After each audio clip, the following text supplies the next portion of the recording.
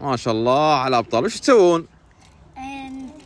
نقطع عشان نعطي الحمام عشان يبيض يصير الصيصان الحمام. يا سلام، هذا حق الصيصان. شوف يا صغير عندك، شوف ورنيها، نزلها تحت، نزلها. ما شاء الله تبارك. حطها هنا. هذه تسوونها كل يوم صح؟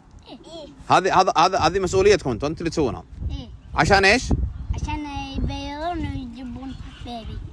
يجيبون فروخ واجد. صح؟ إيه. ما شاء الله عليكم ابطال. يلا هذا كل يوم تصلحون زي كذا. خلاص كل يوم في العصر تجون هنا وتصلحون زي كذا. عشان اذا جاء حمام واجد نعطيكم اياه. تبغون تبيعونه ولا تبغون تاكلونه؟ ناكله. تاكله؟ ما تبغون تبيعونه؟